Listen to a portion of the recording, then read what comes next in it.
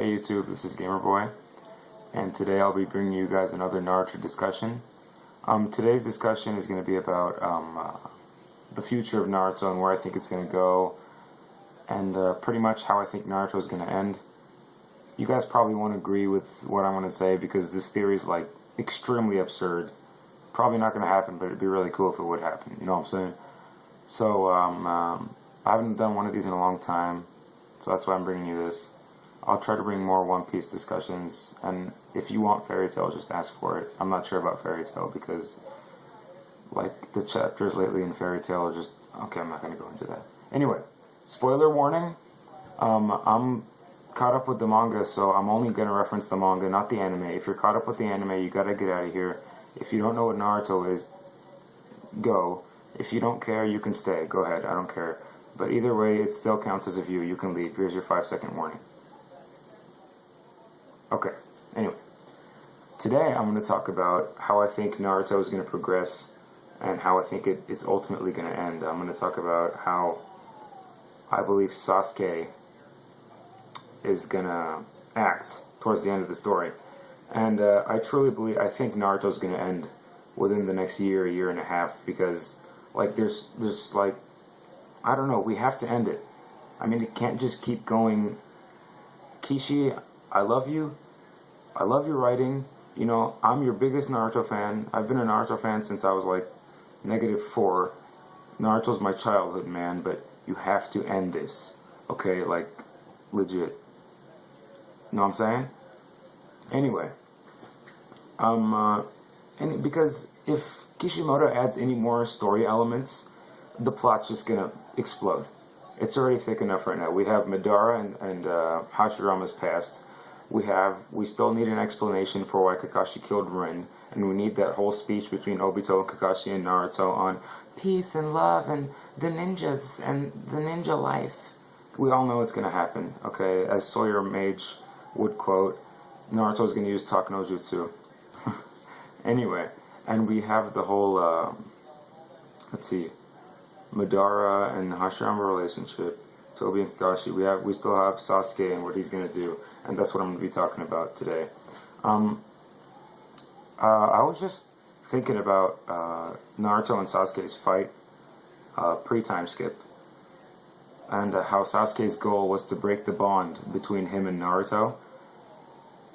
And a lot of people think about it as Sasuke's ninja way, like, I am the Avenger, I'll break all bonds, but that's not how I think about it. Like, now that I look back at it, just to reference, Kishimoto left so many hints that Tobi was Obito. So many hints, but everybody ignored them. So, after looking at that, I'm going to use that as a reference for why I think, you know, what I'm about to tell you. I'm saying, what if Sasuke now, I'm not saying back then, but now, currently, wants to break the bond, and by the bond I mean the hatred between the Senju and the Uchiha. You guys ever thought of that? Because ever since halfway through post-time skip, like after the 300s and stuff, Kishimoto's been hinting that there's this like extreme rivalry between the Uchiha and the Senju, and this ultimately led to demise and conspiracies and stuff. And I'm thinking, since Sasuke's main thing is breaking bonds, okay, and he's never going to be successful in breaking the bond between him and Naruto, I think he's going to break the bond of hatred between the Uchiha and the Senju. Like, I know that people have probably thought of this already, but it's almost obvious. Like, if Kishimoto has set this all up just to make Sasuke a bad guy ultimately, it's so stupid because Sasuke hasn't even acted as a bad guy. What has he done as a bad guy? Nothing. He was a child who witnessed his clan murdered in front of him by his older brother, and through that, he wanted to kill his older brother so he can redeem his clan. That has nothing negative against the village. And then he finds out that his brother is a good guy. His brother is a good guy, and that the Leaf Village made his brother do this. Sasuke has been caught up in all this crap, and that's what's corrupted him. And if you think about it, you'd be like, oh, but Sasuke's killed all these people. Who has he killed? Deidara committed suicide. Danzo committed suicide. Itachi pretty much had a heart attack. He didn't kill anybody. I mean, even Orochi, and this is back to Kishimoto putting little bits of information that you're supposed to add up in your head, but a lot of people don't do it. Orochimaru told Sasuke once, when Sasuke was training, Orochimaru told Sasuke, hey, why didn't you kill all those guys? You don't seem to have a killing intent inside you. What does a killing intent reveal about a person? It reveals that they're an antagonist, that they're a bad guy. Sasuke has done nothing to seem as a bad guy. He's killed Zetsu clones. Is that bad? Do they even count as real people? I don't know. I think the main bad guy in the end is going to be Orochimaru. And I'll tell you why. Madara's problem, first of all, he's an Edo Tensei. That's one way you can get rid of him. Second of all, Naruto can just talk to him. That's probably not going to work. But Madara will probably end up changing his mind about something, and the jutsu will be unsealed. Obito does not look like that big of a threat. If you get Sasuke and Naruto and Killer Bee and Kakashi versus Obito, I don't care how strong he is, he's not going to win. And if he does win, I don't know if there's any hope for anybody. What I think in the end is Orochimaru is going to turn his back on Sasuke, and like he's done before. Once again, hints. He's going to turn his back on Sasuke, and he's going to say, you know what, this has been my plan the whole time, because Orochimaru has a reason. Orochimaru has a reason for being evil. To me, in Naruto, the only reason for being evil is loneliness. Okay? Orochimaru was lonely because he was different as a child. He lost both his parents as a child. He had all these thoughts, he had all these great ideas that nobody cared to think about, so he had to do them himself. Sure, he's evil. Orochimaru, don't get me wrong, one of the most evil people in manga history. But he has a reason to be evil. Madara, what did Madara do? He lost some of his brothers. Sasuke lost a brother. And that's another hint. Sasuke can cope with the death of his brother, so can Madara. I'm just telling you guys. And I'm going to throw it out there. Dislike this video if you want. I'm going to throw it out there. What if Sasuke becomes the Hokage?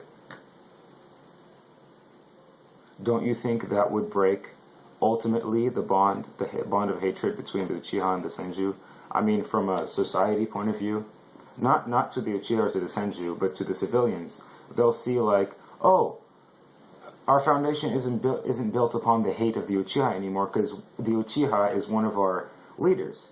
Just like Obama, as the President of the United States, is the ultimate symbol of how humans can overcome their inner hatred between one person who's this way and one person who's that way. Senju, Uchiha.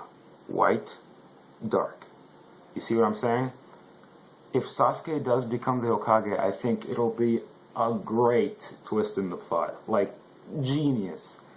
And I know Kishimoto's a great writer. Like, Kishimoto is a poet. I don't know, I have no insults towards Kishimoto. No matter how angry I feel at him sometimes, he always ends up wrapping it up. He always ends up like, first you see the cardboard, right, for the present, you're like, ew, that's disgusting. Then he starts putting some wrapping paper around it. You're like, okay, it kind of looks good. Then he puts the ribbon on it, and you're like, okay, now this is kind of starting to make sense. I just still don't know what's happening. And you open the present, and every single thing makes sense. Everything makes sense. We were always thinking, why did Itachi kill the Uchiha clan? I mean, to test out his eyes, really? That's a reason? And then we found out why he actually did it, and we're like, that makes sense.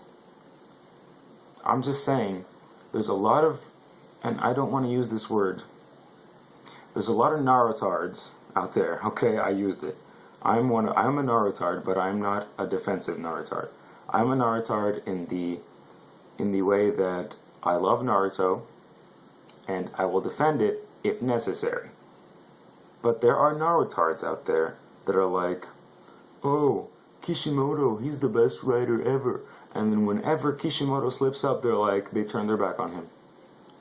They're all like, oh, how could he do this? My favorite character is this character, my character, blah. He's not your character, guys. This is Kishimoto's character. Kishimoto created this world. It's his. He can do whatever the heck he wants with it. And if you have a problem with that, who cares?